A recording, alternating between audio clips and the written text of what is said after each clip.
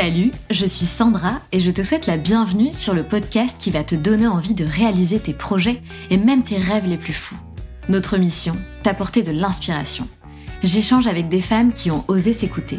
Choix de vie audacieux, parcours atypique, projets fous, elles nous dévoilent tout sans filtre. L'idée, à travers chaque épisode, c'est d'adoucir tes peurs pour les remplacer par de l'audace et de l'enthousiasme. Du mouvement, du bruit, de la fumée, laisse-toi entraîner par les locomotives. Yasmine est CEO et fondatrice de 2 sociétés, Risk Intel Media et Risk Summit. Elle a pour objectif de devenir le média de référence en matière de risque et de cybersécurité. Yasmine, c'est un peu la queen de la cybersécurité, c'est-à-dire les risques liés à l'univers numérique. Et à partir du moment où tu as un ordinateur et un téléphone, tu es exposé à ces risques. Au cours de son expérience professionnelle, elle se rend compte que l'approche de la cybersécurité est trop IT et elle a envie de la rendre plus accessible. Yasmine n'avait pas du tout envie de devenir entrepreneuse, mais victime de son succès, elle se retrouve à devoir créer une société. Pour la petite histoire, Yasmine a créé une page LinkedIn et a commencé à partager de l'actualité autour de la cybersécurité. Elle fait ça pendant 4 mois et ensuite elle décide d'aller plus loin, d'organiser des tables rondes. Et surprise, elle a 1000 participants à sa première table ronde. Et très vite, des sociétés ont eu envie de sponsoriser les tables rondes organisées par Yasmine. Elle est donc obligée de créer une entreprise pour facturer. Elle mène ce projet en parallèle de son CDI pendant 2 ans et c'est tout récemment qu'elle a décidé de se lancer à 100%. Et ça devient un vrai family business dans lequel son conjoint, sa sœur et son père sont impliqués. Durant cet épisode, on abordera des sujets passionnants tels que la psychologie des hackers, comment pensent les hackers, est-ce qu'il y a un profil type, quels sont les traumatismes liés aux cyberattaques. Elle démystifiera certains termes comme cyberattaque, cybermanipulation, cybercrime ou encore cyberviolence. Ayant seulement 11% de femmes dans le secteur de la cybersécurité, comment a-t-elle réussi à s'imposer dans cet univers très masculin ? Je vous laisse découvrir l'univers passionnant de Yasmine, son parcours, son solide état d'esprit et sa philosophie de vie qui me parle à 100%. Si tu fais quelque chose que tu aimes, tu n'auras pas à travailler un seul jour de ta vie. Bonne écoute à vous. Salut Yasmine. Bonjour. Comment vas-tu ? Mais écoute, très bien, très heureuse d'être là. Trop bien. Et ben moi, je suis très contente de te recevoir et j'ai hâte d'en savoir plus sur ce que tu fais. Donc vous allez voir les filles, c'est un petit peu un sujet plus compliqué que d'habitude, mais passionnant et hyper intéressant. Mais bien avant tout, on va parler de toi, de ton parcours, de ton histoire, de ton mindset. Ça aussi, ça nous intéresse énormément. Donc est-ce que tu peux te présenter Yasmine dans un premier temps en quelques mots ? Bien sûr, alors donc je m'appelle Yasmine Ouedi, je suis CEO et fondatrice donc, de 2 sociétés. Le Risk Summit, qui est un événement business to business autour de la gestion des risques et de la cybersécurité, et Risk Intel Media, qui est un média spécialisé en gestion des risques et cybersécurité. Alors là, tu as perdu la moitié de mes auditrices. Donc, je plaisante. Donc, quand tu parles de cybersécurité, etc., est-ce que tu peux un petit peu décrypter rapidement de quoi il s'agit exactement, de quoi on parle ? Bien sûr. Alors, il faut comprendre qu'aujourd'hui, on digitalise de plus en plus de nos services, on est de plus en plus en ligne, on utilise des téléphones, on utilise des ordinateurs, et tous ces outils ont des risques, ce qu'on appelle donc les risques numériques ou les risques en cybersécurité, puisqu'il y a des potentialités d'attaques qui peuvent venir récolter soit des données personnelles, soit vous faire du ransomware, c'est-à-dire qu'on va vous bloquer l'accès à certains outils, en échange de quoi on vous demande une rançon. Donc, il y a pas mal de risques qui sont liés à cet univers numérique. Et nous, on sensibilise justement à ces risques-là, puisqu'il faut que le public puisse en prendre conscience dans la mesure où, à partir du moment où on a un téléphone, où on a un ordinateur, on est exposé. Exactement. Depuis combien de temps tu fais ça ? Alors, j'ai commencé à la base en tant que consultante en cybersécurité, ça fait 6 ans. J'ai fait ça pendant 4 ans et demi. Donc, en fait, je travaillais dans des sociétés dans lesquelles je travaillais en cyber. Il y avait des missions différentes. J'ai fait ce qu'on appelle de l'implémentation ISO 27001 au départ. Donc, c'est vraiment toutes les bonnes pratiques en matière de cybersécurité. Je préparais des audits. Par la suite, j'étais responsable en fait de la sensibilisation au sein d'un groupe. Donc là, je sensibilisais l'ensemble des collaborateurs worldwide. Donc, on avait la France, mais d'autres pays. Et après, j'ai été directrice des partenariats pour un groupe en cybersécurité. Et je me suis aperçue, et c'est là où un peu mon aventure a commencé, qu'on avait vraiment une approche de la cyber qui était très IT. C'est-à-dire qu'on parlait de ce sujet de façon très technique, ce qui est quelque part dommage parce que la cybersécurité, comme je le disais, non seulement concerne tout le monde, mais au sein, par exemple, d'une entreprise, elle concerne également tous les services. Il y a différents risques qui sont liés à la cybersécurité. C'est pas juste le vol de données, ça va pas être juste des risques financiers, mais on a aussi des risques réputationnels, on a des risques psychologiques sur les collaborateurs. On a un ensemble de risques qui fait qu'aujourd'hui, j'estimais, en tout cas à l'époque, et j'estime toujours, qu'il était important que tout le monde puisse en parler avec une approche qui soit transversale. transverse. Et c'est pour ça d'ailleurs, et c'est comme ça que j'ai commencé mon aventure dans Risk Intel Media et par la suite au sein du Risque Summit. C'est toi qui as créé Risk Intel Media ? C'est ça. Ok, donc tu es donc salariée, consultante dans cette entreprise pendant X années. Tu réalises qu'effectivement la manière dont on communique sur la cybersécurité est soit trop IT, soit inexistante. Enfin, inexistante, on va dire, pour le commun des mortels, quoi. En tout cas, on parle pas le même langage, on va dire. C'est ça. Et donc là, tu te dis, ok, je vais créer un média dans lequel je vais décrypter tout ça. Exactement. Alors, ça, c'est la finalité, on va dire. Ça n'a pas commencé comme ça. Ok. Et alors, on veut tout savoir. Et c'est là où, quand on me pose la question comment ça a commencé, je dis, je pense que c'est un grand hasard. Comme quoi, c'est un grand hasard. Tu trouves que c'est un hasard ? Ah, quelque part, oui. Vraiment, je vais te raconter, toi, tu me diras. Ok, tu me diras ce que tu en penses. Hein. Et vous nous direz, vous, à distance, en tout cas, ce que vous en pensez. Initialement, je me suis dit, ce que je vais faire, c'est que je vais faire une page LinkedIn. Donc, j'ai fait une page entreprise qui s'appelait Risk Intel. Et d'ailleurs, à l'époque, ça s'appelait même pas Risk Intel, je crois que ça s'appelait Risk Intelligence. C'était un truc hyper long, c'était pas du tout sexy. Mais c'était une page LinkedIn dans laquelle, tous les jours, j'étais en train de partager de l'actualité que j'avais trouvée un peu à droite à gauche, c'est-à-dire des articles en cybersécurité. Mais je faisais attention à avoir une approche transverse, c'est-à-dire un impact qui soit réputationnel, quelque chose de juridique, réglementaire. Donc, vraiment d'avoir cette approche transverse. Et j'ai fait ça pendant 4 mois. Donc, je publiais tout simplement et je communiquais sur de l'info.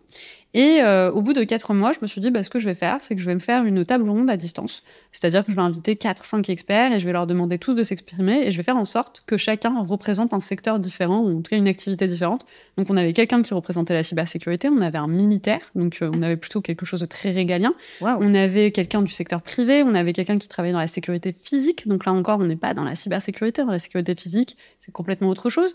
Et je me suis dit, on va les réunir autour d'une thématique et on va en discuter. Et donc, je lance ça, je fais une communication pendant 3 semaines pour inviter les gens à s'inscrire. Et là, on a 1000 participants. Je me dis, c'est énorme. C'est énorme. Voilà, c'est quand même énorme sur un sujet qui est de niche. Comment tu expliques le fait que tu aies eu 1000 participants ? Je pense que le thème a plu. Le pire, c'est que je me souviens plus du thème. Il y a 3 ans. Ah non, tu peux pas nous faire ça. Mais je sais qu'il avait plu et je pense que c'est un peu l'essence de Risk Intel, c'est-à-dire cette approche transverse. Cette approche où on va ramener autour de la table différents profils.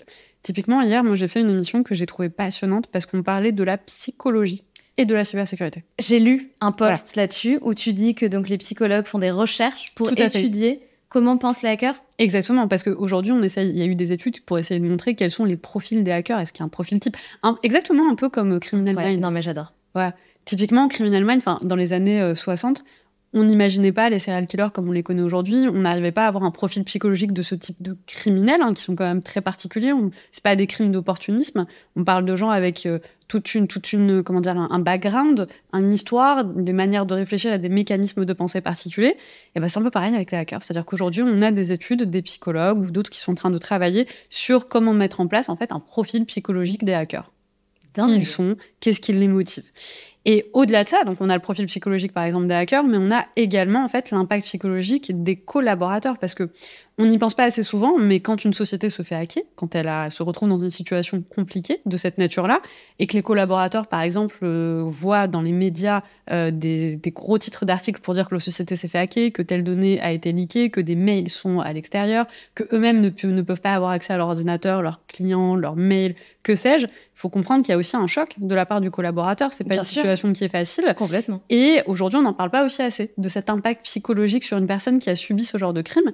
Et justement, quand on avait fait cette émission-là, on avait avec nous une psychologue qui était spécialisée sur cette thématique-là et qui nous avait même expliqué que c'était tout aussi violent, en tout cas vécu par la part de la victime, que quelqu'un qui vient vous cambrioler. Parce qu'en fait, quand on vous vole des photos qui sont personnelles, quand on vous vole des mails qui sont personnels, qui n'ont pas été écrites dans un but d'être lus par d'autres personnes, il y a une violation de votre intimité qui est incroyable. Et donc la personne qui se retrouve dans cette situation-là, oui, on est dans une situation similaire à un cambriolage. On rentre chez vous, dans votre intimité, dans un endroit qui n'était pas censé être vu et perçu par d'autres, on vous vole quelque chose et on l'expose. Et donc l'objectif typiquement de l'émission, c'était vraiment de mettre en lumière cet aspect-là. C'est-à-dire que la cybersécurité, oui, c'est des vols de données, oui, c'est des ransomware, oui, c'est des attaques techniques avec de l'IT derrière, mais il y a des humains aussi dans le process, et il y a des impacts psychologiques qui vont au-delà en fait de ce qu'on peut s'imaginer. Donc je pense que c'est cette approche-là aujourd'hui qui a vraiment plu à notre communauté, puisque aujourd'hui on a une communauté qui nous suit, qui est très intéressée par les thématiques qu'on traite, cette approche transverse. Je pense que c'est un peu ce qui a joué sur ce premier succès-là. Et donc ce succès a fait que je me suis dit, allons-y, j'en fais un deuxième le mois d'après, un troisième, un quatrième. Et au bout du 5e, je reçois un coup de fil d'une société qui me pose la question, qui me dit écoutez, comment on peut faire pour faire un partenariat avec vous ? On serait hyper intéressés pour sponsoriser un thème, un sujet, en discuter. Superbe. Et on me demande un prix. Et en fait, honnêtement, j'ai répondu du tac au tac. J'ai donné le premier truc qui me naissait. J'ai dit oui. J'ai donné le premier chiffre que j'ai eu en tête. Alors qu'en réalité, au départ, moi, je le faisais vraiment par passion. Parce que j'aimais ça et je ne pensais même pas ni en faire un métier, encore moins une société. Et donc, l'entreprise accepte. Je suis donc obligée de créer une société pour pouvoir facturer. Oui, tout à fait. Et vraiment, ça se fait à partir de là, ça s'enchaîne. Donc, on se dit qu'il faut se professionnaliser, on grossit, on développe les formats, on devient beaucoup plus... Le départ, c'était en quelle année ? Le départ, c'était en 2021. Ok. En 2021. En septembre 2020, je crée la page LinkedIn. En janvier 2021, on a la première émission, mais gratuite, juste par passion. Et en juin 2021, on a le premier client. Extraordinaire. Quand tu dis « on », c'est que tu étais déjà avec d'autres personnes ? Alors, c'est vrai, ça, c'est très intéressant ce que tu me demandes. Pendant très longtemps, j'ai toujours parlé à on. Mais tu sais quoi, c'est marrant, je le fais aussi, je suis solo. Voilà. Enfin, j'ai des freelances. Non, mais c'est vraiment ça. Alors, non, au début, j'étais toute seule. Aujourd'hui, heureusement, et de toute façon, je pourrais pas faire autrement, je suis très, très bien entourée. On a une équipe de gens hyper passionnés, hyper compétents. Et on pourra en parler un petit peu plus tard. Mais non, au départ, j'étais toute seule. Et je me souviens, un jour, j'étais avec un client et je faisais le on. C'est Et en fait, c'est en anglais la réunion. Et à un moment donné, il me pose la question, il me fait mais c'est qui on ? Et honnêtement, j'ai été transparente. Je lui ai dit me and my multiple personalities. Et on a rigolé. Mais oui, au départ, je disais on. Je pense que c'était aussi une façon. À mon avis, il y a vraiment une question à se poser. Pourquoi on a ce on ? Est-ce que les hommes se le disent ? Je ne sais pas. Oui, c'est oui, on se sent. Peut-être que ça nous rassure. Ouais, ça nous rassure. Je pense que ça nous rassure. On a l'impression d'être moins seul. On a l'impression de renvoyer une image peut-être de sérieux. Mais je suis pas certaine que quand un homme est seul, il dit le on. Ça, c'est une bonne question. C'est une excellente question que je ne m'étais jamais posée. Et effectivement, peut-être que non. Peut-être que Mais voilà, c'est vrai que moi, à l'époque, en tout cas, je disais on et jusqu'à maintenant, je continue à dire on, alors que la première année et demie, j'étais toute seule. Et après, effectivement, j'ai fait des très, très belles rencontres. J'avais aussi des gens autour de moi qui m'ont rejoint. Ma sœur, mon conjoint. C'est pas vrai. Ouais, moi, c'est vraiment family business, quoi. Absolument, c'est un truc de famille. Et donc, à partir de là, effectivement, on a grossi le projet. On s'est agrandi, donc on est devenu un vrai on et pas un faux on. Et on a professionnalisé le format. Donc, on est passé de quelque chose qui était entièrement en ligne. Moi, j'utilisais du Livestorm, ce qui est pas très joli en termes de qualité d'image ou de son. D'accord. À avoir une régie qui se déplaçait chez un partenaire, un client, pour pouvoir le filmer, à aujourd'hui avoir nos propres studios. C'est pas vrai. Génial. Alors, quand je dis nos propres studios, ils nous appartiennent pas, mais on le fait dans un studio, on est en partenariat avec un studio. D'accord. Et on le fait donc dans un cadre quand même qui est très professionnel, avec un rendu visuel et sonore qui n'a rien à voir avec les débuts, quoi. Que j'ai vu, et donc c'est un plateau télé. Et absolument, c'est un plateau télé. C'est comme ça qu'on l'a construit d'ailleurs. Nous, on avait vraiment envie d'avoir quelque chose qui se rapproche des médias classiques qu'on retrouve à la télé, mais sur YouTube, donc déjà bien sûr, accessible à tous. Et surtout, sur la cybersécurité, sur la gestion des risques, chose qui aujourd'hui, moi j'estime, en tout cas, j'en vois pas assez, qui font ce format-là en format long, en donnant la parole à des experts, à des personnes qui sont au cœur du métier, qui y vont. C'est-à-dire le matin, quand ils sont venus sur notre plateau le soir, ils avaient passé la journée dans leur entreprise en train de sécuriser les systèmes d'information, tout à fait. Bosser sur ces thématiques tout à fait. Qui sont sur le front en fait du sujet. C'est ouf. C'est hyper intéressant. Donc j'imagine que tu évolues depuis quelques années, comme je te le disais, dans un monde qui est très masculin. Tu te sens bien dans cet univers-là, tu trouves ta place, tu as toujours trouvé ta place, ou comme beaucoup d'entrepreneuses que j'ai pu recevoir à mon micro, parfois on a besoin de justement démontrer à ces personnes qui nous entourent qu'on a notre place là où on est. Alors moi, j'ai toujours été un petit peu dubitatif face à cette question-là, un peu mitigée. Et je vais m'expliquer, parce que effectivement, c'est un monde très masculin. D'ailleurs, si on regarde les chiffres, on a 11% de femmes en cybersécurité. C'est ridicule. C'est ridicule. C'est rien du tout. J'ai eu des déboires. Ça m'est arrivé effectivement de me retrouver dans des situations honnêtement ridicules. Ah oui ? C'est-à-dire, oui. T'entends quoi par situation ridicule ? Moi, je me souviens d'une réunion avec un client à la suite de mon premier risque Summit. Donc, il y a un événement qui rassemble 300 personnes.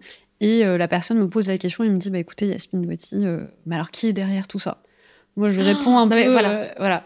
Donc, moi, je réponds un peu naïvement, moi qui d'autre ? Et là, il me répond attendez, Yasmine, soyez humble, qui est derrière ? Forcément, il y a un homme qui est caché quelque part, qui est en train de tirer les ficelles, je ne sais pas pourquoi, mais il y a quelqu'un de caché quelque part. Et en fait, c'est vrai que j'étais tellement prise au dépourvu que je n'ai pas réagi, parce que j'ai quand même un gros caractère, mais sur le coup, je savais pas. J'étais partagée entre je suis en train de discuter avec un client, mais en même temps, c'est un peu malaisant comme situation.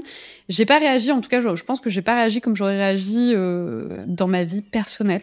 Personnellement, je pense. T'aurais pu exploser dans ta vie personnelle? Je pense que ouais, j'aurais pas permis ce genre de réflexion. Mais sur le coup, comme ça, dans un cadre professionnel, j'avais pas envie de faire tâche, j'avais pas envie d'être la jeune femme qui s'énerve, qui se prend la mouche. Bien sûr. Donc vraiment, j'ai rigolé, j'ai un petit peu, voilà, j'essaie de passer à autre chose en termes de sujet. Donc, j'ai eu quelques situations, mais en parallèle, j'ai eu aussi d'autres situations où j'ai rencontré des hommes qui font partie de la cybersécurité, qui ont été un énorme soutien, qui ont été extrêmement bienveillants, qui sont d'ailleurs très contents de voir des femmes rentrer dans ce secteur d'activité, qui œuvrent eux-mêmes à soutenir des associations qui soutiennent les femmes. Donc, c'est pour ça que je pense qu'effectivement, on peut retrouver un peu de misogynie dans ce secteur. C'est normal, ça reste un secteur très masculin, mais on a quand même aussi des hommes et des femmes qui sont en train de travailler, qui œuvrent à faire en sorte de capter aujourd'hui des jeunes talents féminines pour entrer dans la cybersécurité de façon générale. Moi, j'en connais plein des associations. Une, moi, qui me touche particulièrement, qui est celle de Charlotte Wojcik, qui travaille chez Capgemini et qui a fondé avec le pôle d'excellence cyber les cadettes de la cyber. Donc, chaque année, ils prennent 10 jeunes filles en études à qui ils vont donner un parrain et une marraine de l'écosystème de la cyber, donc des personnes extrêmement renommées, avec beaucoup d'expérience, qui vont les chapeauter pendant 1 an, leur montrer un petit peu le métier, les introduire à cet écosystème, leur faciliter l'entrée sur le marché du travail. Moi, je trouve ça génial. Si j'avais été étudiante, c'est exactement ce que j'aurais voulu faire. Donc voilà, il y a des choses qui se mettent en place pour faciliter, pour rendre beaucoup plus accessibles ces métiers aux femmes. Après, voilà, évidemment, ça reste un métier d'homme. Moi, j'ai dû faire ma place. J'ai dû aussi m'assurer qu'on me prenait au sérieux. Et que voilà, je pouvais m'exprimer sans qu'on remette en question mes compétences. Mais je pense que, comme tu le disais, toute entrepreneuse te dira un peu la même chose, c'est-à-dire à un moment donné, il faut serrer un peu les coudes et y aller. Complètement. Mais je reviens quand même là-dessus, ce n'est pas normal. Que ce soit un milieu d'hommes ou pas, tu vois, c'est pas normal d'avoir des réflexions de ce type, mais bien de sûr. se sentir pas inférieur, mais qu'on remette en question et qu'on te dise est-ce qu'il y a quelqu'un derrière. Tu vois, c'est pas OK, quoi. Ah non, mais absolument. Je pense qu'aujourd'hui, malheureusement, ça existe encore. Bien sûr. On en entend des histoires. Et des histoires parfois même plus, j'ai envie de dire, plus graves que celles que j'ai dites, qui restent quand même, par rapport à d'autres, légères. Mais c'est pour ça que moi, je pense qu'on part sur le bon chemin, parce que je vois quand même pas mal de choses changer, pas mal de positifs en sortir pour les femmes. On n'en est pas là encore, c'est évident. De toute façon, quand on voit un chiffre de 11% de femmes en cyber, on n'est largement pas là. Mais on est en train de se diriger vers ça. Et je pense il faut garder aussi espoir et il faut voir le positif dans ça. C'est-à-dire que ça se fera jamais en 1 an, en 2 ans, en 3 ans, en 4 ans. C'est sur la longue que ça se fait. Moi, j'attends de voir sur les années à venir, sur les 5, 6, 7, 8 ans, et revoir ce chiffre de 11%, à mon avis, changera. Probablement. En tout cas, on l'espère. Voilà, exactement, on l'espère. C'est quoi la différence entre être entrepreneuse dans la cybersécu et salariée dans la cybersécurité ? Qu'est-ce que tu ressens aujourd'hui ? Comment tu le vis ? Alors, moi, je dois avouer que si tu m'avais demandé, typiquement il y a 10 ans de cela, est-ce que j'avais voulu ou j'aurais voulu être entrepreneuse, je t'aurais répondu non. Ah oui ? Ça faisait pas du tout partie des cartes que je m'étais données. Tu me demandais à 20 ans, quand je faisais mes études, ce que je voulais faire. J'avais une vision très très claire qui était je fais les meilleures études, je fais les meilleures entreprises, je fais les meilleurs postes et je deviens directrice de ça, de ci, de cela, dans des grands groupes, dans des machins CAC 40, enfin vraiment quelque chose de très carré, très lisse, très brillant. Et au final, les choses sciences comme quoi, on sait jamais. Tu poses la même question à ma sœur qui, à 16 ans, me disait... elle avait 16 ans, elle me disait « Bah non, moi, j'ai pas envie de travailler pour une entreprise, j'ai envie d'être entrepreneuse toute ma vie. » J'ai toujours été impressionnée. Parce que moi, à 16 ans, c'est pas du tout ce que je disais. Donc, ce qui fait que je dis que ma sœur est plus mature que moi à mon âge. En tout cas, je trouve qu'elle a aujourd'hui 24 ans, si je me trompe pas. On parle de ta sœur qui est avec nous aujourd'hui. Voilà. Bon, on ne la voit pas, mais elle est là. C'est ça. On n'entend pas. Donc, qui a 24 ans et qui, je trouve, vraiment est beaucoup plus mature que ce que moi, je l'étais à 24 ans. C'est-à-dire qu'elle a beaucoup plus pris en conscience de ce qu'elle voulait dans la vie, de comment elle voulait se positionner. Là où moi, c'était pas du tout la vision que j'avais. On m'avait dit qu'il fallait faire des bonnes études, j'ai fait des bonnes études. On m'a dit qu'il fallait rentrer dans des grandes entreprises. Et je suis allée dans des grandes entreprises et j'ai suivi un peu la route qu'on m'a tracée sans me poser trop de questions. En fait, quand j'ai commencé à travailler, je me suis très rapidement rendu compte que dans le CDI, moi, ce qui me convenait pas, mais je peux comprendre qu'il convient à d'autres personnes, parce que forcément, il faut de tout, c'est que moi, j'avais du mal à accepter qu'on me cadre trop. J'avais beaucoup de choses à dire, j'avais beaucoup de projets en tête, j'avais beaucoup d'idées, et je voulais pouvoir toutes les implémenter. Et c'est vrai que quand tu es dans une entreprise, tu as un poste avec une fiche de poste et tu dois respecter ta fiche de poste, sinon tu manges sur le périmètre de quelqu'un d'autre. Et donc, c'est vrai qu'avec le temps, j'ai trouvé une liberté dans ma société, donc Risk Intel Media, dans mon projet, que je n'avais pas dans mon quotidien, en tant que salarié. Et plus le temps passait, plus justement, j'avais envie d'en faire mon quotidien de toute la journée, quoi. J'avais pas envie que ce soit juste quelque chose que je fais le soir, c'était mon moment de plaisir. J'étais capable de travailler jusqu'à 1h du matin sur une émission, alors que j'étais pas payée, alors que ça ne rapportait rien du tout. Et là, tu te dis quand même, si t'es capable de faire ça avec plaisir jusqu'à 1h du matin, alors que t'es pas payée pour... Il y a quelque chose. Il y a quelque chose quand même, exactement. Et à ce moment-là, il faut faire en sorte que ça puisse devenir ton quotidien. Et il y a la phrase que tout le monde connaît, mais qui est vraie. C'est que si tu fais quelque chose que t'aimes, tu ne travailles pas un jour de ta vie. Mais complètement. Et je suis tout à fait d'accord. Mais complètement. Et donc voilà, donc c'est vraiment cette liberté, le truc le plus petit, hein, je pense le plaisir qu'on a en tant qu'entrepreneur de choisir son logo. C'est un truc tout con. Mais c'est extraordinaire. Choisir la couleur de son logo. C'est extraordinaire. C'est le premier truc en plus. Mais oui, c'est le premier truc. Et tu étais très contente parce que tu te dis ça, c'est moi, c'est mon dessin, c'est comme ça. Et puis tu le montres comme un bébé parce qu'à chaque fois que tu le montres à quelqu'un, tu dis tu comprends. Là, il y a le play. Par exemple, moi, c'est un bouclier avec un play. Le bouclier, c'est pour se protéger. Le play, c'est pour ceci. Et donc, tu es en train d'expliquer que la personne s'en fout, clairement. Elle voit le logo, elle te dit qu'elle est très jolie. Mais toi, tu lui racontes l'histoire comme si tu étais en train de lui raconter un film. Et tu es tellement fière de tout ce que tu as pensé derrière, du processus de pensée qui t'a amené à sa création. Et c'est quelque chose, voilà, quand on est autant fier de quelque chose, je pense que voilà, en tant qu'entrepreneur, on aime ça. On aime créer, on aime mettre quelque chose en œuvre, le voir grandir, le voir grossir. Et donc, c'est moi ce que je préfère voilà, dans le métier d'entrepreneur et que je ne retrouvais pas effectivement en tant que salarié. Bah oui. Après, j'ai eu de la chance. Moi, j'ai travaillé avec des gens extrêmement bienveillants. Je le répète souvent parce que je pense que c'est important. C'est important d'être bien entouré parce qu'on est la somme des 5 personnes qu'on fréquente le plus. A priori. Moi, je le pense. À force de l'entendre, vraiment, ça doit être vrai. J'en suis persuadée. Je pense que si on s'entoure de personnes qui ne sont pas positifs, si on s'entoure de personnes qui n'ont pas la même vision de la vie, à un moment ou à un autre, ça déteint. C'est obligé, c'est comme ça. Et donc, c'est important d'être avec des personnes qui ont un mindset motivant, qui ont de l'ambition, qui ont des ambitions même parfois plus grandes que les nôtres, parce que justement, ils vont nous driver à aller encore plus loin. Moi, j'aimais bien cette phrase qui disait si vos 4 potes sont millionnaires, vous serez le 5e. Si vos 4 potes sont alcooliques, vous serez le 5e. Et je pense que c'est vrai. J'ai jamais entendu cette phrase-là, mais ok, sympa. Et je pense que c'est vrai. Il faut vraiment être avec des personnes qui nous drivent. Donc voilà, moi j'ai vraiment été entourée, j'ai eu des belles rencontres dans ma vie, et ces rencontres-là m'ont vraiment permis de me réaliser, de refaire ressortir le potentiel que j'avais en moi, d'avoir aussi confiance en moi, parce que je pense quand on est entrepreneur, et tu me le diras également, peut-être que tu l'as vécu, il y a toujours ce moment entre 2 et 5 heures du matin, tu sais pas ce qui se passe, tu sais pas pourquoi. T'es réveillé. Entre 2 et 5 heures du matin ? Ouais. Ah non mais oui. Tu l'as toi ? Bien sûr. Tu sais pas pourquoi. T'es là et tu fais des to-do list. Exactement. Et tu remets en question ta vie et tu te poses la question, tu te dis est-ce que vraiment ce que je fais a du sens ? Est-ce que ce que je fais est assez ? Est-ce que ce que je fais est assez bien ? T'as toujours ce moment de doute entre 2h et 5h du matin, je trouve, et c'est là où les personnes qui t'entourent sont importantes, parce que c'est ces personnes-là qui, au moment où tu te poses la question, parce que tu te remets en question, ça n'existe pas, quelqu'un qui... Ou alors c'est génial, hein, il y en a peut-être, hein. Avoir confiance en soi 100% tout le temps, ça, moi, j'en ai jamais vu. Tous les entrepreneurs que j'ai vus dans ma vie, c'est des personnes qui ont des très hauts et parfois des très bas. C'est-à-dire des moments exceptionnels de confiance, de motivation, de toute la hargne nécessaire pour créer un projet, et des moments en fait de doute intense et de remise en question intense. Et quand tu es bien entouré, ces moments de doute, tu as quelqu'un qui te relève, te dit non, écoute, regarde où tu en es, regarde ce que tu as fait, c'est en train d'aller dans le bon sens. Et c'est pour ça qu'être bien entouré, pour moi, c'est extrêmement important. C'est hyper important, c'est clé, effectivement. C'est vrai que les invités que je reçois, il y a beaucoup d'entrepreneuses, on parle souvent de l'entourage. Et c'est vrai que c'est clé, et je trouve que c'est un sujet passionnant. Parce que je pense que c'est pas si facile que ça, en fait, de trouver, tu sais, le bon entourage qui va justement être là pour t'épauler, avoir les bons mots, le bon mindset, etc. C'est pas si facile. Est-ce que toi, aujourd'hui, donc au-delà de t'entourer de ta sœur qui t'accompagne et de ton conjoint qui t'accompagne dans l'aventure, est-ce que tu as réussi à trouver justement des entrepreneurs avec qui tu peux partager, évoluer, vous entraider, etc. Absolument, oui. J'ai rencontré des entrepreneurs, même j'ai rencontré des personnes qui sont devenues des amis par la suite, des mentors, des personnes extrêmement motivées et qui croyaient en moi, et avec lesquelles, effectivement, on peut échanger, on peut s'envoyer des messages, on peut se conseiller, avancer dans la même direction. Je le répète, je pense que c'est vraiment très, très important d'avoir cette approche-là. Seul, on n'arrive pas. Pour moi, seul, on a toute la force qu'on a nous-mêmes, mais on n'a pas l'impulsion de tous ceux qui sont autour de nous pour nous soutenir. Et c'est ce qui va, pour moi, changer un petit peu, faire la différence entre une personne qui y arrive et une personne qui n'y arrive pas. Il faut savoir aussi que même si on est autosuffisant, on aura toujours besoin de personnes pour nous entourer.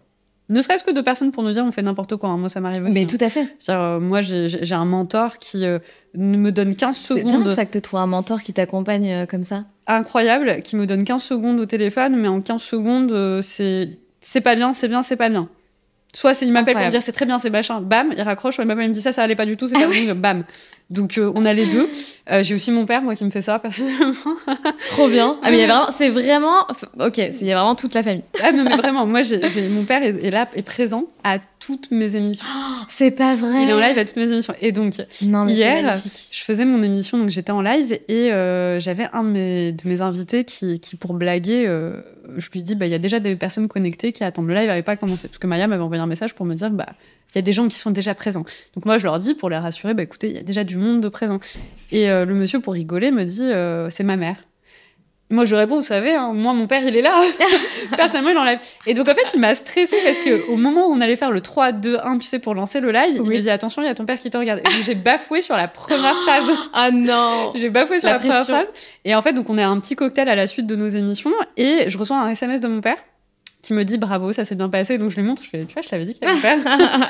Mais effectivement, moi, mon père est quelqu'un qui suit toutes les émissions, qui nous fait des retours, même à Maya, systématiques sur ce qui est bon, ce qui est pas bon. Et c'est des conseil vraiment précieux. Parce que quand c'est bien d'avoir des retours pour nous dire que c'est très très bien.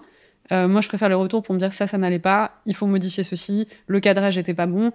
Ça permet vraiment de s'améliorer. C'est vrai, tu as raison. C'est pas toujours facile peut-être à recevoir au début. Non, franchement. Voilà. Parce que moi, j'ai déjà eu des retours où j'avais fait un post et je reçois un message, là, ça va pas du tout. Oh non. Donc, moi, en plus, j'essaie d'argumenter, mais je comprends pas pourquoi, c'est super bien. Bien sûr.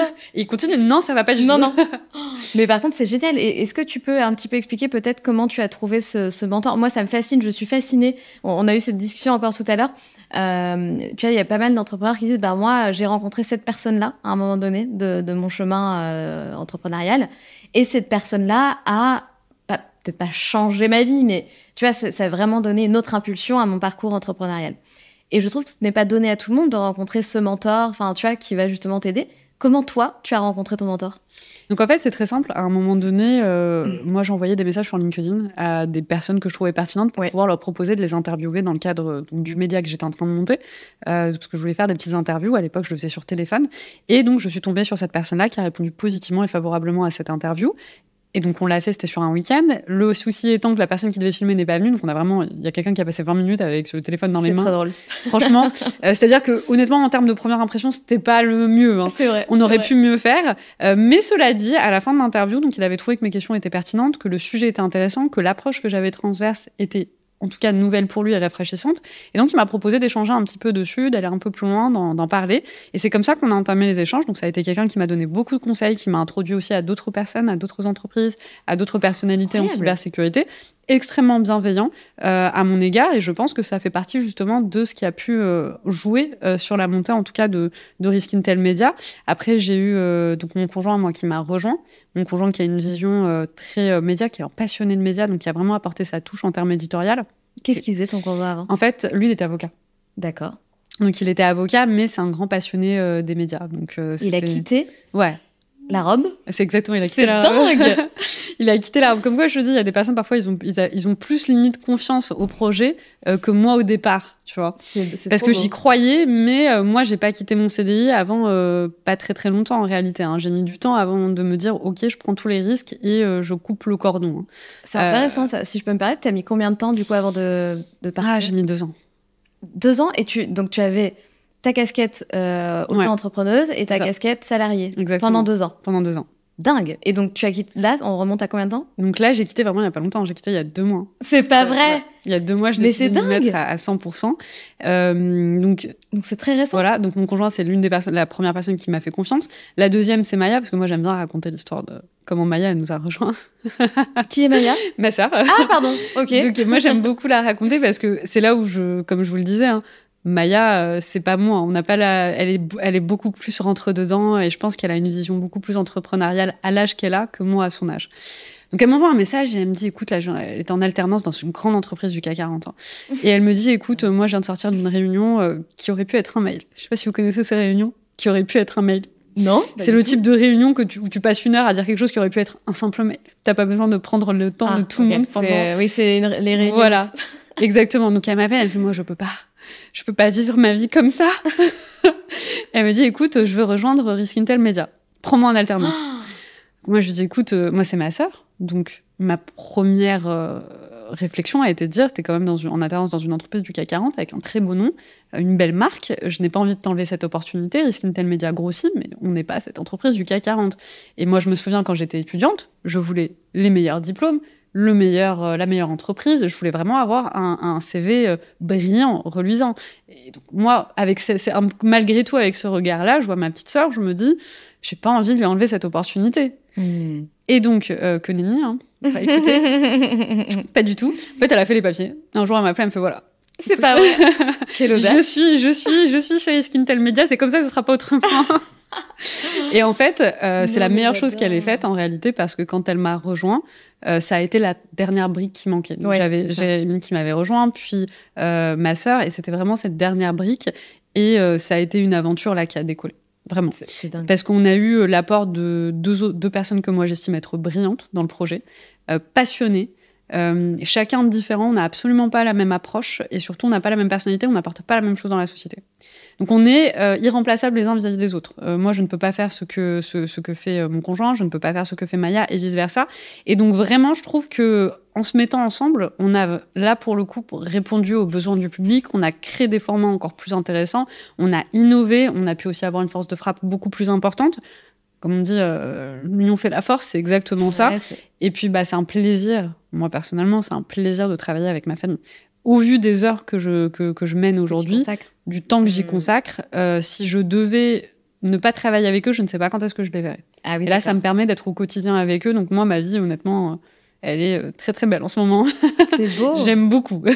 Franchement, c'est super inspirant. Enfin, en tout cas, moi, ça m'inspire énormément. J'ai toujours rêvé secrètement de travailler en famille, même si je sais que ça implique aussi forcément des difficultés. Hein, c'est normal, c'est pas toujours simple.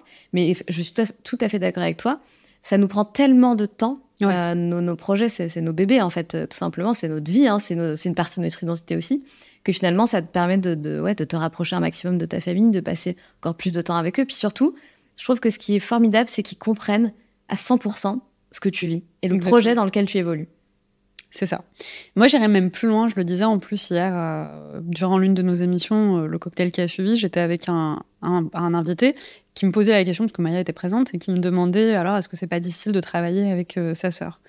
En fait, je lui ai dit pas du tout, parce que là où moi, je suis quelqu'un, par exemple, j'ai cette tendance à pouvoir être angoissée, stressée. Je suis quelqu'un de très... j'aime bien que tout soit parfait. Donc, je radote dans ma tête, je suis très, très, très méticuleuse. Et donc, je m'angoisse facilement pour des détails parce que je veux que tout soit parfait. Là où pour quelqu'un d'autre qui ne me connaît pas, il ne le verra pas parce que je ne le laisse pas transparaître, moi, ma sœur le voit toute seule, directement. Donc, elle arrive à voir chez moi dès que quelque chose ne va pas. Ah. Et elle sait surtout comment calmer les choses. Et c'est pour ça que moi, il y a personne... C'est ton agent, en fait. C'est incroyable, ton agent. Mais tout à fait. Mais vraiment, je ne pourrais pas faire autrement parce qu'elle le voit et elle est en mesure de me calmer, de m'adoucir. Elle est très douce, hein, une personnalité très très douce, Maya. D'adoucir la situation, de rendre la chose beaucoup plus calme. Donc même si j'avais quelqu'un d'aussi compétent, ce que je doute, hein, j'arrête de dire, mais elle est brillante, même si j'avais quelqu'un d'aussi compétent, il n'aurait pas cette touche, cette finesse qu'elle a de me connaître parfaitement et de rendre ma vie absolument complètement plus simple. Hein. Donc je ne peux pas imaginer le cas. Donc il y a effectivement toujours un peu des difficultés, parce que forcément, quand on travaille avec sa famille, déjà, il y a plus le contexte des horaires n'existe plus. Hein. T'envoies un message à 1h du matin, ça te semble normal. Il n'y a plus le droit du travail. Mais complètement. Le droit du travail ne s'applique pas du tout. Donc t'envoies un message à 22h, 23h pendant les vacances, à 6h du matin, tu dis c'est ta sœur, c'est comme ça, c'est pas autrement. Voilà. Donc forcément, c'est pas le plus simple. Je pense que c'est la dimension peut-être difficile quand on travaille avec des personnes très proches de nous, mais le côté positif, la beauté du projet, c'est d'être avec des gens qui nous connaissent parfaitement, qu'on connaît parfaitement, avec lesquels on a une confiance aveugle. Moi, je dors mieux depuis que j'ai mon conjoint et ma sœur avec moi. Une confiance aveugle et une capacité d'avoir une transparence totale. Et donc là, le projet, on est en train tous de le mener comme si c'était notre enfant. Et on est en train tous de donner tout. On est en train de donner tout. Hein. Moi, je le vois, que ce soit mon conjoint, que ce soit ma sœur. Ils se mettent dedans. Ils sont en train de donner tout ce qu'ils ont. Donc, et ça, je le trouverai chez personne d'autre. C'est génial. Est-ce que tu peux nous expliquer en quoi consiste exactement tout l'écosystème de Risk Intel? Bien sûr. Du coup, il y a le côté média. Oui. Voilà, je te laisse du coup ça marche. expliquer comment. Alors déjà, quand on le regarde dans un premier, à première vue, on a 2 branches. On a une branche événement, qui est donc le risque summit, qui est lui-même divisé en 2. Mais cette branche événement, pourquoi on l'appelle événement? Parce que ce sont des événements physiques. Donc on a toujours cette approche par des thèmes, mais c'est un événement physique. On a la première partie du risque summit qui a lieu au mois de mars. Donc c'est un événement business to business, c'est-à-dire présentiel. Hein. Exactement. On a 300 personnes qui viennent en présentiel pour une première demi-journée de keynote, conférence, table ronde sur des thématiques que nous, on a identifiées comme pertinentes pour l'année en cours, qui sont essentielles en termes de discussion dans notre écosystème. On a un déjeuner assis le midi servi par un chef. C'est le moment aussi de networker, d'échanger, de rencontrer des partenaires, de faire des synergies, de discuter avec de potentiels clients ou prospects. Et l'après-midi, on a des rendez-vous one-to-one business, c'est-à-dire qu'on a un calendrier sur lequel on a regardé le catalogue des participants, on leur envoie des demandes, on en reçoit des demandes, et on positionne en fait une après-midi entière où on a des échanges de 15 minutes comme ça, un peu en speed dating, qui se suivent. Et le soir, on va avoir un dîner gala qui a lieu au Cercle national des armées. Donc cette journée-là, c'est 300 personnes qui sont présentes physiquement et on rediffuse les échanges à distance. Donc on a entre 1500 et 2000 personnes à distance. On a une deuxième partie, cette fois tournée vers les jeunes, parce que le risque summit étant très business, on est vraiment sur des professionnels. Bien sûr. Non seulement on est sur des professionnels, mais en plus on est sur des professionnels avec une certaine ancienneté dans le milieu. On est quand même sur des directeurs de la sécurité ou de la cybersécurité. On est sur du secteur public, privé. Mais ça donnait pas en tout cas la possibilité à des étudiants de pouvoir participer en physique à des échanges qui sont enrichissante pour eux, et je trouvais ça dommage. Donc, on a voulu mettre en place un deuxième format qui lui a lieu au mois d'octobre, qui est un format de hackathon. Donc, je sais pas si vous connaissez un peu le principe. Absolument. Voilà, donc des hackathons, c'est un hackathon de 8 heures, ce qu'on appelle un challenge CTF, un capture de flag. Donc, pendant 8 heures, il y a des jeunes qui vont venir pour se challenger sur différents challenges. On a de l'osine, du PAM, du reverse, de social engineering, on a différentes typologies, et ils vont se taper dessus pendant 8 heures, et puis après, on a les équipes gagnantes. C'est des équipes de 5. Donc là, on a 150 joueurs qui viennent un petit peu partout de France pour pouvoir se challenger. Donc, c'est 13 octobre prochain. Avant que le challenge ne commence, parce qu'il commence à 19h, c'est toute la nuit, jusqu'à 3h du matin, on a 3 heures de conférence. Ce qu'on appelle des micro-conférences de 10 à 15 minutes pour pouvoir leur permettre aussi de voir des professionnels expliquer des thématiques qui sont pertinentes pour eux, échanger avec eux, débattre. Et donc voilà, c'est vraiment un événement là qui est tourné vers les jeunes avec une approche plutôt de recrutement parce qu'on permet à des sociétés de venir, de voir, de se balader autour des joueurs. Et puis forcément, les meilleurs joueurs en général, ils veulent les recruter. Donc voilà. C'est très bien. Donc ça, c'est la partie événement. Et après, on a donc la partie Risk Intel Media, donc qui est le média. Sur le média, aujourd'hui, on a 3 formats. On a le format historique, c'est le premier qu'on a fait, dont je parlais, qui est un hasard complet, table ronde des experts. Donc c'est un format où on invite 4 experts qui vont venir débattre d'un thème. Celui d'hier, comme je te le disais, c'était la psychologie et la cybersécurité. Génial. Le 17 octobre, on a la gestion de crise. Le 7 novembre, c'est hacker éthique ou hacker millionnaire. Parce que oui, forcément, on a des hackers qui sont des hackers éthiques, qui font les choses correctement pour les entreprises. Et on a les hackers un peu méchants, on appelle les black hats, qui, eux, volent de l'argent. Donc, est-ce qu'on veut être éthique ou est-ce qu'on veut être millionnaire? Donc, ça va être la question qui va se poser. Et puis après, on a plusieurs thématiques. Donc là, on a 4 experts qui viennent, qui s'expriment, qui échangent. On est toujours en live sur nos émissions, ce qui permet au public et à la communauté de pouvoir échanger avec nous. D'échanger entre eux déjà, parce que typiquement, si on prend l'émission d'hier, on était sur du 300 messages échangés. Hein. C'est-à-dire que pendant 1 heure, ils se parlent, ils racontent, ils échangent, ils se donnent des avis, ils se posent des questions. Et ils nous en posent également à nous, ce qui fait que moi, je peux poser ces questions aux experts qui sont présents, qui peuvent leur répondre directement. On essaie vraiment de rapprocher cette communauté-là. On a un deuxième format qui s'appelle le cercle. Ce format a été pris en charge par mon conjoint. Donc, c'est un format qui est plus sur de l'interview d'1 heure. On a une personne face caméra, on choisit un thème qui est intellectualisé et on parle pendant 1 heure. C'est un peu plus large que la cyber sur celui-ci, puisque typiquement, on a invité Maître Amir Aslani Ardavan, qui est donc un avocat de renom, qui est venu plutôt parler en fait des relations internationales et plus particulièrement des pays sanctionnés. D'accord. Donc, on va avoir un peu de tout. On a une personne qui est venue parler de l'OSINT, par exemple, qui n'est pas tout à fait de la cybersécurité, même si c'est un outil qui est utilisé en cybersécurité. Donc là, on est vraiment sur un format long, 1 heure, entre 1 heure et 1h15, où on va échanger sur un format interview avec une personne, donc une seule, et on va essayer d'aller en profondeur dans les questions. Et après, Tu es toujours l'intervieweur ? Non, justement, le format de Le Cercle, c'est mon conjoint. C'est ce que je voulais demander. Je voulais savoir si c'était lui qui réalisait, etc. Il réalise et tout. Il fait tout. C'est son émission, donc c'est lui qui le réalise, le produit. Et donc, choisit aussi les thèmes qui l'intéressent. Est-ce qu'il est aussi bon que toi ? Je t'ai vu sur le plateau, c'est assez incroyable. Moi, je pense qu'il est bon. Il s'améliore parce qu'il a commencé récemment. Et justement, il s'est écouté. Il s'est dit, il faut que je fasse des questions plus courtes. Donc là, il est en train de s'améliorer, mais il est très bon. Déjà, c'est un avocat, donc forcément, l'art oratoire chez eux, quelque chose. Absolument. Mais moi, je pense qu'il va être très très bon, même s'il est très bon maintenant. Je pense qu'il va encore plus s'améliorer. Super. Parce que moi, entre mes premières vidéos et aujourd'hui, c'est pas la même chose. Bah, bien sûr.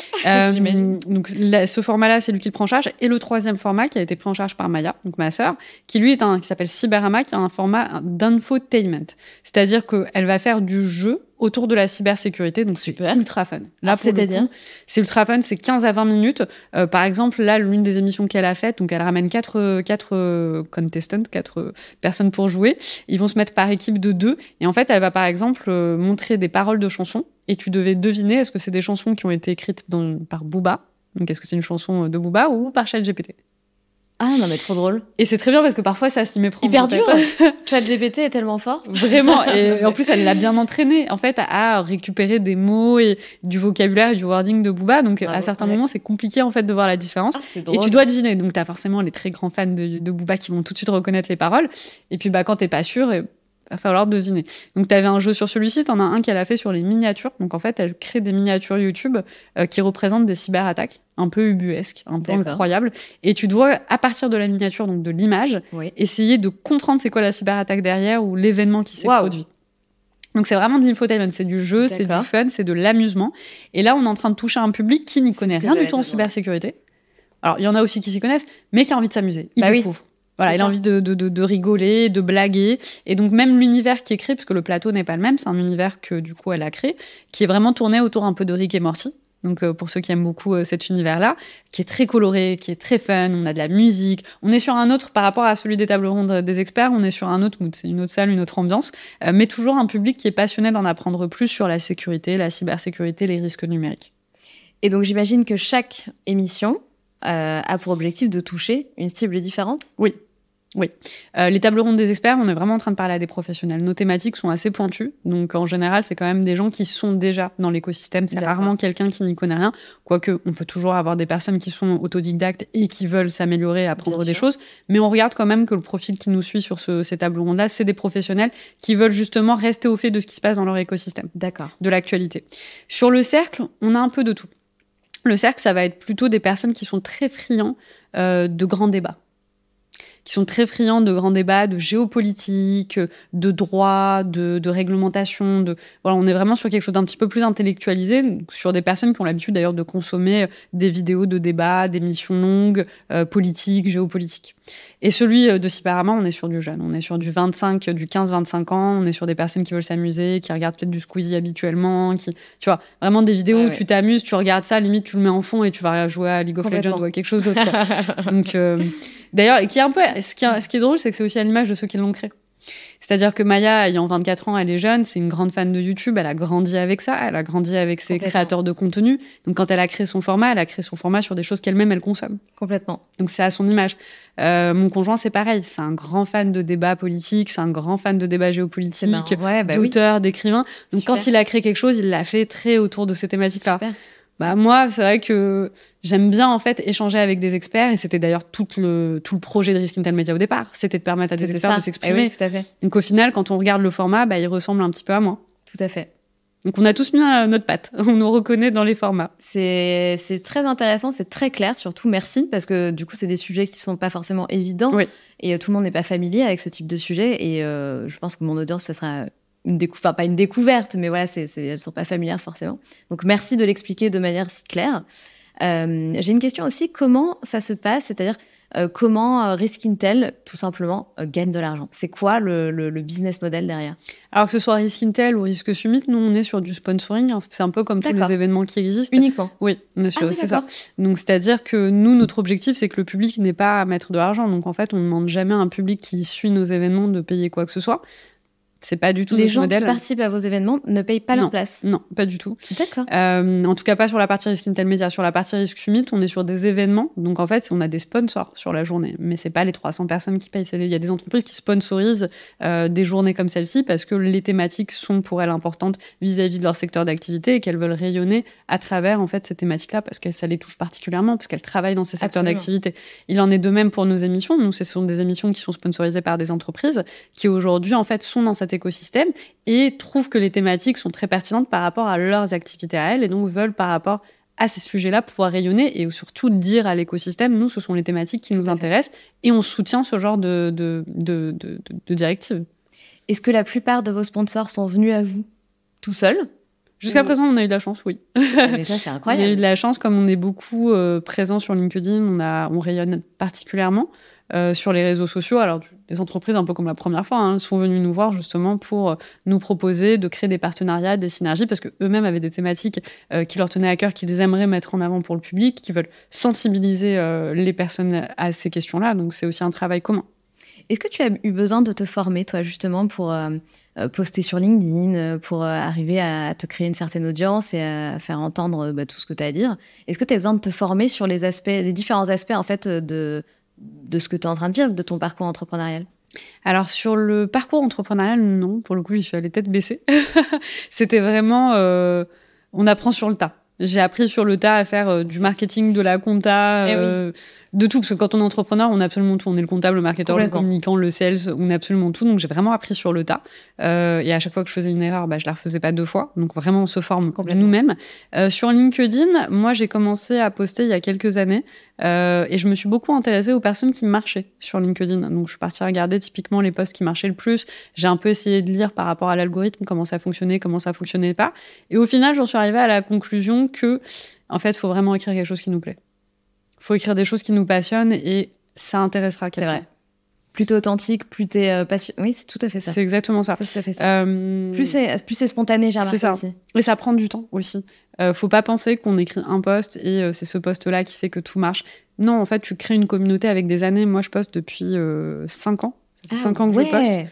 T'es hyper précurseur parce qu'avant, personne postait sur LinkedIn. Enfin, moi, je poste depuis 2018, ouais. Donc, ça fait 5 ans. C'était quand même pas... et j'ai créé cette communauté petit à petit. Moi, je reconnais des noms de personnes qui like ou qui commentent, dont je me souviens faisaient ça il y a 5 ans. D'accord. Donc, que je sais, suivent le contenu depuis 5 ans, savent comment Risk Intel était il y a 5 ans, que c'était un truc sur Livestorm... C'était sympa, mais c'était pété en termes d'image, quoi.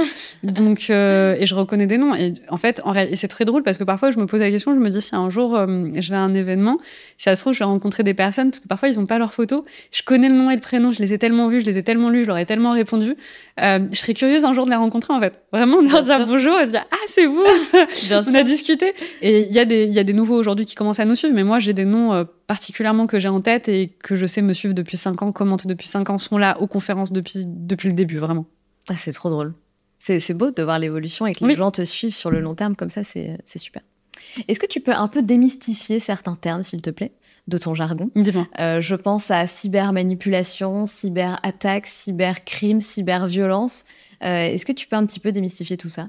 Alors, une cyberattaque, c'est plutôt classique. Ça va être toute personne malveillante qui va, par le biais en fait d'une pénétration sur un système d'information, c'est-à-dire tout objet comme un téléphone, un ordinateur, va vouloir en fait avoir une action malveillante. Une action malveillante, elle est de plusieurs natures. On va pouvoir soit récupérer des données personnelles et vous faire chanter.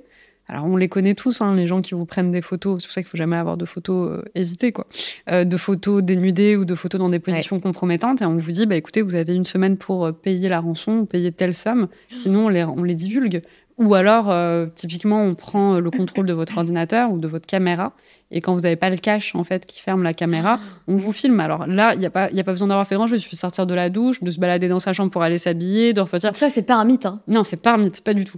Et donc, on est en train de passer devant la caméra, nu ou pas nu, en tout cas dans une situation compromettante, et quelqu'un qui vous envoie cette vidéo et qui vous dit, écoutez, moi, je vais rendre public cette vidéo-là, à moins que vous payiez 1 000, 2 000, 3 000, 4 000, 5 000, tout ce qu'il estime, en tout cas, euros, valoir cette vidéo-là. C'est très compliqué comme situation. Question. Ça veut dire quoi concrètement ? Ça veut dire que la personne qui est derrière ça te filme ? Ouais. Non mais, est-ce que c'est très bizarre comme question, mais j'essaie de me mettre du coup dans la peau de cette personne-là. Comment ça se passe, lui ? Il a plusieurs écrans et il filme plusieurs personnes en même temps. Et ça... Tu vois, c'est quoi le... Tu vois ce que je veux dire ? C'est hyper bizarre, mais du coup, je trouve ça tellement choquant.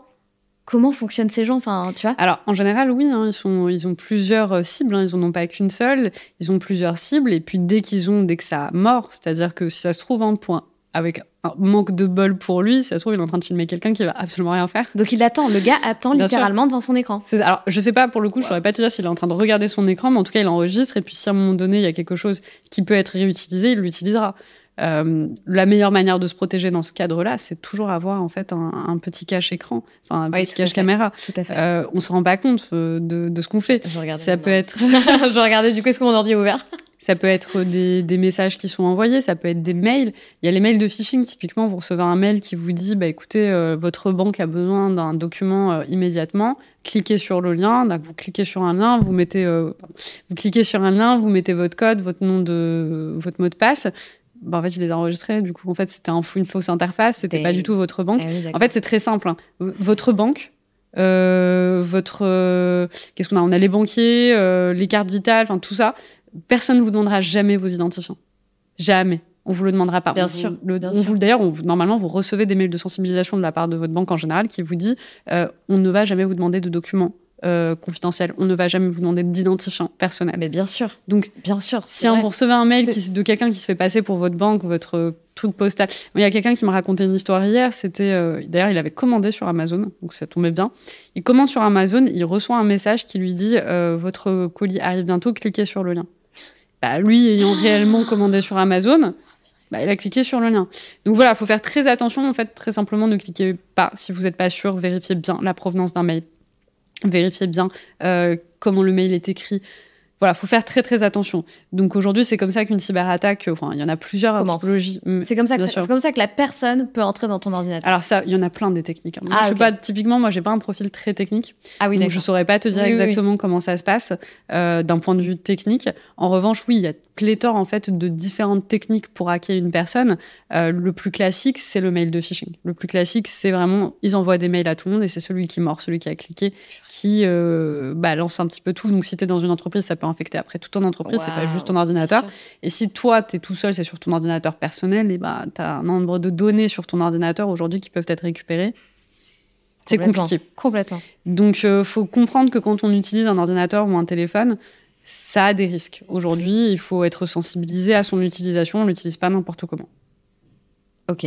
Donc là, c'était pour les cyberattaques. Cybermanipulation ? Cybermanipulation, alors c'est un terme, ça dépend de dans quel contexte en fait. Typiquement, hier, on en a parlé de cybermanipulation. On te disait que tu avais des attaquants, des hackers, qui essayaient d'hacker une entreprise, qui ne l'avaient pas réussi pour autant, mais qui parlaient sur Internet et mettaient des screenshots ou des faux screenshots pour dire qu'ils avaient réussi à attaquer une très grande entreprise. Et en fait, aujourd'hui, la perception du public est telle que, même si c'est faux, en fait, le dommage est un peu fait, quelque part. Parce qu'on se dit, c'est une entreprise qui ne s'est pas sécurisée, qui a potentiellement laissé leaker des informations et des données sur ses clients. Nous, on leur fait confiance. Ils n'ont pas mis les moyens nécessaires pour se protéger. Donc, il y a de la manipulation derrière, parce qu'on va un peu manipuler quand même l'opinion du public à croire, en fait, qu'il y a eu une cyberattaque sur une entreprise. D'accord. Ok. Waouh. Cybercrime, que tu disais, qui sont d'autant plus... en fait, t'en parlais tout à l'heure. Ouais, c'est tout crime, en fait. C'est une cyberattaque, c'est-à-dire le cybercrime, ça va être tout crime qui va être lié, en fait, dans un espace numérique. Une intrusion, en fait, dans un de tes devices, quoi. Alors, ça peut être ça, hein, mais tu vois, le mot cyber, c'est plutôt pour dire... Parce que tu as la cybersécurité, donc tu sécurises, mais le mot cyber, en fait, c'est tout ce qui se passe un peu dans l'espace numérique. Hein. Donc, un cybercrime, ça va être tout crime, quelque chose qui est contre la loi et qui va se faire dans un espace numérique. D'accord, ok. Eh ben, dis donc. En tout cas, tu portes une mission qui n'est pas à prendre à la légère, j'ai envie de dire. Oui, j'imagine que tu as conscience de ça, mais c'est assez important. Oui, c'est un sujet, en fait, où je pense que tout le monde doit prendre conscience qu'il est concerné. C'est ça. Parce qu'aujourd'hui, en fait, on le voit bien, nous, dans notre écosystème de la sécurité ou de la cybersécurité, bien sûr qu'on est conscient et les gens savent ce qu'ils doivent faire, on comprend très bien les implications, on travaille dedans, on est dedans. Mais dans le grand public, aujourd'hui, tout le monde n'a pas conscience, en fait, des dangers et de jusqu'où ça peut aller. Et il faut savoir qu'il y a des entreprises aujourd'hui qui, à la suite d'une cyberattaque, ferment, tout simplement. Ouais, parce que, pour plusieurs raisons, soit on vous a demandé une rançon pour récupérer des données des fichiers clients, vous n'avez pas les moyens de payer la rançon, mais vous ne pouvez pas continuer à produire votre bien, produit ou que sais-je sans votre liste de clients, donc en fait vous êtes obligé de fermer. Il y a des entreprises qui font faillite, donc il y a vraiment des problématiques derrière qui sont réelles pour les entreprises, surtout quand c'est des petites entreprises et qu'elles n'ont pas les moyens en fait d'essuyer une cyberattaque. Est-ce que demain tu as envie d'aller encore plus loin dans la mission que tu portes? Est-ce que tu as des idées de la suite? Est-ce qu'il y a une suite? Est-ce que tu as envie de faire autre chose et de prendre encore plus de place dans cette sphère-là et au niveau de la société. Est-ce que tu as réfléchi un petit peu à la suite? J'imagine que oui. Est-ce qu'il y a des projets dans le pipe? Alors, des projets, oui. L'objectif, c'est vraiment de continuer en fait à faire grossir le projet. Moi, mon rêve, ce serait idéal, ce serait d'avoir 1 à 2 émissions par semaine. Aujourd'hui, on est à 3 par mois. Mais moi, j'aimerais en faire 1 à 2 par semaine, qu'on soit vraiment un rendez-vous qui soit vraiment ancré dans le temps, qu'on en ait 2 par semaine, en tout cas sur le format des tables rondes des experts. Je veux vraiment qu'on se positionne comme étant le média de référence en matière de gestion des risques et de cybersécurité. Et qu'aujourd'hui, quand on a besoin de s'informer sur ces questions-là, on sait très bien et pertinemment que si on va sur Risk Intel Media, on aura toutes les réponses dont on a besoin et on aura des experts qui viendront nous expliquer le pourquoi du comment de tels enjeux. Sur la partie risque summit, l'objectif, ça va être effectivement de faire grossir cet événement. Aujourd'hui, on est 300. Moi, j'aimerais bien qu'on puisse monter à 500, 600 et qu'on puisse, par ailleurs, en augmentant le nombre de personnes présentes, augmenter le nombre d'entreprises représentées, augmenter le nombre de professionnels sur place. Donc, vraiment d'en faire un rendez-vous annuel où on sait que, voilà, à Paris, dans le 8e arrondissement, on a ce rendez-vous 1 fois par an et c'est le moment privilégié pour rencontrer ses pairs, c'est le moment privilégié pour discuter, échanger, créer de l'émulsion autour de ces thématiques, potentiellement créer des synergies entre les entreprises. Génial. Donc, ça va être de grossir et de le rendre encore plus périn dans le temps. Super. Donc 2 mois que tu es entrepreneuse à 100%. Oui. Et je finirai avec cette question. Tu sens une différence dans ta vie, dans l'impulsion que tu donnes à ce projet depuis que tu es libre? Oui, absolument. En fait, moi, j'étais persuadée que j'allais gagner du temps.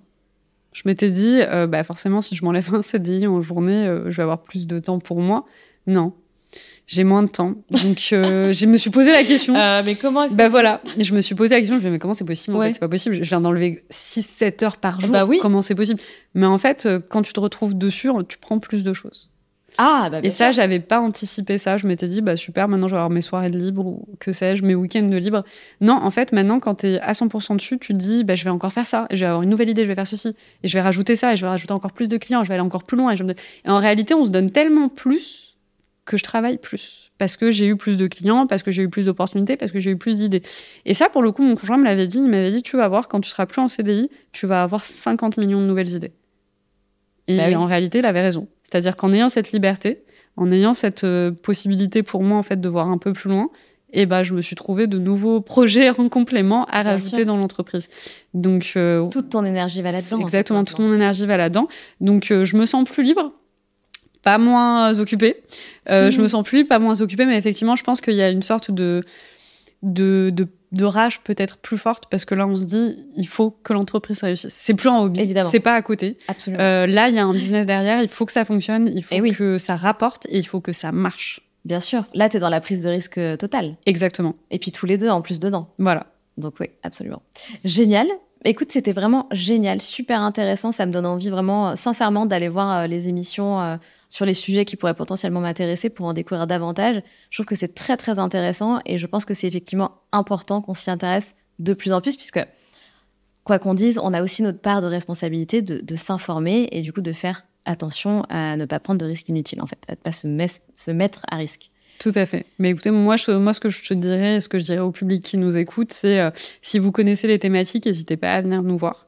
Et si vous connaissez pas les thématiques, n'hésitez pas également à venir nous voir. Vous allez être surpris de voir que ça vous concerne également et que ça concerne vraiment tout le monde. Complètement. Ce n'est pas fini. Nous avons 3 questions rituelles à la fin de chaque épisode, dans lequel je pose toujours les mêmes questions à mes invités. Donc, première question, c'était quoi ton rêve de petite fille? Alors moi, j'en avais 2. Oh non. J'en avais 2. Alors moi, je suis née en Algérie. Et quand j'étais petite, j'aimais bien dire à tout le monde que je voulais être la première femme présidente d'Algérie. Encore une qui veut être présidente, c'est pas possible. Donc il y avait celui-là. Et le second, mon père est médecin et cardiologue. Et moi, mon père, c'est une personne que je respecte profondément. Et j'ai toujours aimé ce qu'il faisait. Je trouve vraiment que la médecine, c'est un beau métier. Malheureusement, je l'ai pas faite. J'aurais bien voulu. Mais typiquement, moi, c'est un métier qui m'a toujours fait rêver. Et donc, quand j'étais petite, je voulais être cardiologue comme mon père. Et je demandais à tout le monde de m'appeler Docteur Douadi. C'est trop drôle. Donc, si tu m'avais demandé vraiment plus jeune, c'était vraiment d'être cardiologue comme mon père. Je le vois aider des gens. Et en fait, je vois l'impact immédiat de son métier. À la fin de la journée, lui, il peut rentrer à 2h du matin et te dire « J'ai sauvé des vies ». Ouais. Tu vois, et quand tu lui dis « Il est 2h du matin », il dit « Oui, Mais moi, je sauve des... Tu sais, quand tu dis à quelqu'un, mais c'est bon, arrête de travailler, t'es pas en train de sauver des vies. Ouais, là, tu peux pas le dire. Voilà, et je trouve que c'est vraiment un métier, pour le coup, qui est incroyable. Les infirmiers aussi, hein. Moi, je fais une petite digression, mais big up pour les infirmiers, parce que moi, je me suis déjà retrouvée à aller à l'hôpital, et franchement, c'est incroyable le métier qu'ils font, c'est eux qui te maintiennent en vie, hein. Moi, j'avais des infirmiers qui étaient là pendant 3 jours d'affilée pour me sauver la vie. C'est pas des métiers simples, mais c'est des métiers tellement gratifiants. Je pense qu'on leur dit pas assez merci. Pardon ? Tu racontes un truc là en mode soum-soum, mais non, j'avais eu une pneumonie il y a quelques années. D'accord. Truc horrible, et la pneumonie, à un moment donné, tu peux plus respirer, quoi. Et donc je vais aux urgences, et donc on me fait rentrer dans l'hôpital, et j'y ai passé 5 jours. Et en fait, tu peux plus respirer pendant 5 jours. Et pendant 5 jours, que ce soit à 3h du matin, à 6h du matin, à 14h, à 10h, t'avais des infirmiers qui passaient toutes les 2 heures, faisaient des prises de sang, s'assuraient que t'étais en vie. C'est incroyable. Honnêtement, c'est incroyable. On se rend pas compte du métier qu'ils font. C'est pas rien. Ils s'assurent que tu restes en vie, mais ils viennent te voir toutes les 2 heures, quoi. Donc, moi, je trouve que c'est les métiers de la santé comme ça. Les médecins, les infirmiers sont des métiers incroyables. Donc, moi, quand j'étais plus petite, en tout cas, voilà, je voulais être médecin. Trop bien. Très, très, très joli, en tout cas, d'avoir aussi ton père qui t'inspire. Ouais. Je trouve ça très beau. Tout ce côté famille chez toi m'inspire énormément. Je trouve ça très, très beau, très sain. Très beau, bref. Deuxième question. Est-ce que tu as un mantra, une philosophie de vie ? Oui. Moi, j'en ai une. Ne jamais regarder ses concurrents. Ne jamais regarder à droite et à gauche. C'est un temps, une perte de temps qui est inconsidérable. Et ça, je l'avais entendu je sais plus si c'est Jeff Bezos ou Elon Musk qui l'avait sorti. Le temps que vous passez, en fait, à regarder ce que fait votre concurrent, c'est du temps que vous ne passez pas à innover, à faire mieux, à faire propre. Parce que vous êtes tellement focus sur le fait qu'il va peut-être vous dépasser, qu'il va peut-être faire mieux, qu'il va peut-être vous copier, que sais-je, que vous n'innovez pas. En fait, vous regardez pas quelque chose de nouveau. Et moi, en tout cas, l'un de mes mantras en business, en travail, de façon générale, c'est de me dire, je ne me focus pas sur ce que les autres font, je ne me focus que sur moi je fais. Et c'est pas parce que quelqu'un réussit que ça t'enlève quelque chose à ton assiette. On peut tous réussir. Je pense que le marché est assez grand pour tout le monde. Il faut pas avoir, en fait, cette approche où tu scrutes constamment ton concurrent. Déjà, ça va te rendre aigri. En plus, tu perds un temps fou. Et surtout, tu n'innoves pas. Il faut regarder ailleurs. Il faut se concentrer sur ce que tu sais faire. Il faut se concentrer à être meilleur soi-même et être content pour les autres quand ils réussissent. Moi, je ne pense pas que les concurrents... Parce que parfois, j'ai l'impression que sur certains marchés, certaines entreprises, il y a des concurrences un peu malsaines. Je pense pas que pour moi, ça n'a pas lieu d'être, et il faut se concentrer sur soi, sur son business, sur son travail, faire quelque chose de propre, faire quelque chose à la hauteur de ce qu'on veut, faire quelque chose qui nous plaît. Et que les autres fassent ce qu'ils veulent, quoi. Et qui nous ressemblent. Surtout. C'est ça. Ok, super. Dernière question. C'est quoi pour toi être la locomotive de sa vie ? Alors, je sais pas si c'est moi ce que ça m'inspire, en tout cas, quand tu me poses cette question. Pour moi, être la locomotive de sa vie, c'est avoir la paix d'esprit. Avoir la paix d'esprit ? Ouais. Ok. Quand j'étais petite, mon père me disait un jour tu travailleras et tu feras peut-être de l'argent. Et fais attention à ne pas toujours passer ta vie à courir après l'argent, parce que il y a un salaire au-delà duquel le plus ne sert plus à rien. Autrement dit, tu manges aussi bien que le plus millionnaire du millionnaire. Il a acheté les mêmes pommes, il a acheté les mêmes bananes, il a acheté la même viande. Tu dors sur un très très bon matelas, c'est le meilleur matelas qui existe. Tu écoutes la meilleure musique, tu as un bel appartement. Donc il y a un salaire au-delà duquel c'est que de l'argent accumulé. Il ne faut pas passer sa vie à courir après l'argent parce que ça ne sert à rien. Et mon père me disait, il y a une chose d'importante dans la vie, c'est la paix d'esprit, c'est dormir tranquillement. Quand tu arrives à faire une nuit complète. Parce que tu n'as pas de problème, parce que tu ne stresses pas, parce que tu es entouré de gens sains, parce que toi, tu es quelqu'un de sain, parce que toi, tu as des bons objectifs dans la vie. La paix d'esprit. Si tu veux être bien dans ta vie, être locomotive, être moteur, il faut avoir la paix d'esprit. Il faut être sain dans sa vie, dans sa tête. C'est beau. En tout cas, voilà, mon père a de très bons conseils. Hein. Je vous le conseille, il est vraiment incroyable. Mais on va le faire venir au micro de Locomotive, ton père. C'est ça, je pense qu'il faut le ramener. T'aurais pu venir avec lui quand même, Yasmine. Vraiment, moi, c'est ma plus grande inspiration. C'est lui que j'appelle à 6h du matin pour lui poser des questions. Ah, non, mais c'est trop beau. Et il est debout en plus à 6h du matin pour me répondre. Mais voilà, moi, quand il m'avait dit ça, il me l'avait dit quand j'étais petite, il me l'a dit quand j'ai commencé à travailler. Il m'a dit de ne pas faire, en fait, l'erreur de penser que ta vie doit tourner autour du fait qu'il faut gagner de l'argent, amasser de l'argent. L'argent ne va pas te rendre plus heureux, ne va pas te faire dormir mieux. Tu peux, par exemple, être millionnaire et être tellement angoissé, tellement malheureux, tellement mal dans ta vie que tu ne dors pas. Et je m'en suis rendu compte quand j'ai commencé à bosser, que je me suis rendu compte que c'était très stressant. Parce que être entrepreneur, c'est très angoissant, très stressant. Quand même. Et ce que je te parlais tout à l'heure, entre 2h et 5h du matin. Et je me suis rendu compte de la chance qu'on peut avoir de dormir le soir, paisiblement. Donc, faire ses choix dans sa vie, être moteur dans sa vie, de telle sorte qu'on puisse dormir paisiblement, parce que tout se passe bien. Paix d'esprit. Oui. Alors, je me permets de rebondir sur ça, parce que c'est un sujet intéressant. Je suis d'accord avec ce que tu dis, mais justement, les entrepreneurs, leur plus lourde charge mentale, c'est l'aspect financier. Ouais. Quand t'as pas encore ces ressources financières, c'est compliqué. Ah, mais tout à fait. Tu vois ce que je veux dire ? Mais de dormir paisiblement. Mais tout à fait. Mais c'est pour ça que, moi, à mon avis, et ce que voulait dire mon père par là, c'est qu'il ne faut pas courir après l'argent uniquement pour courir après l'argent. Pour moi, un entrepreneur, bien évidemment, il faut qu'il fasse de l'argent. On ne va pas se mentir. Il faut qu'il vive, il faut qu'il soit content, il faut qu'il soit tranquille. Paisible aussi, financièrement. Mais la personne qui va faire un business uniquement pour faire de l'argent, si son seul driver, c'est ça marchera pas. Make money, ça marchera pas.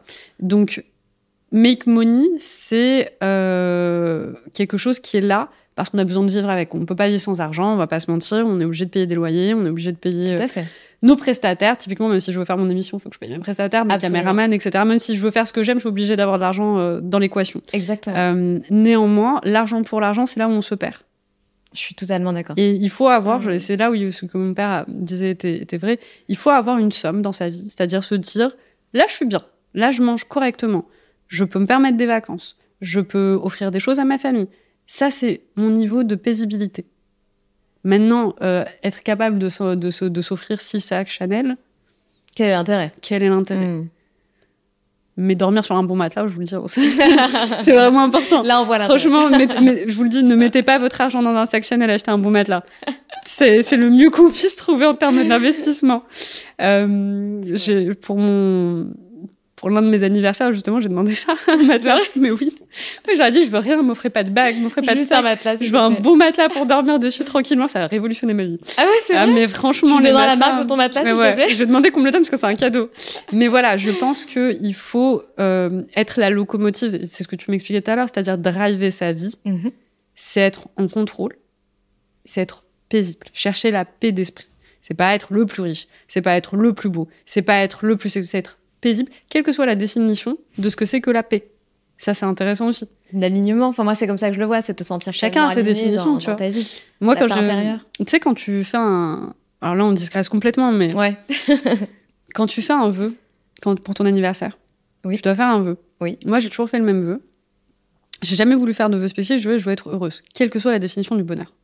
Parce que quand j'avais 15 ans, ma définition du bonheur, c'était d'être cardiologue.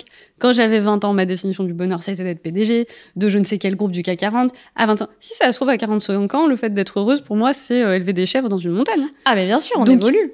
Et c'est pareil pour moi, la paix d'esprit. C'est quelle que soit ta définition de la paix d'esprit. Pour moi, la paix d'esprit, c'est dormir tranquillement le soir.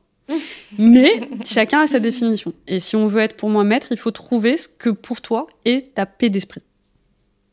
Très bien. Très philosophique. Non, mais j'adore. On repart du coup sur 1 heure, là. Voilà, on refait maintenant. Qu'est-ce que c'est que la paix d'esprit ? Merci infiniment, Yasmine. C'était super de te recevoir au micro des Locomotives. On a un dernier petit rituel dans le podcast des Locomotives. C'est que c'est toi qui clôture cet épisode. Écoutez, merci de nous avoir suivis. J'espère que ça vous a plu. J'espère que ça vous a donné envie aussi de vous lancer et de faire vos propres projets parce que tout le monde en est capable et vous également. N'hésitez pas à liker l'épisode, n'hésitez pas à nous suivre et j'espère peut-être vous revoir à un autre moment. Merci à tous. À la prochaine.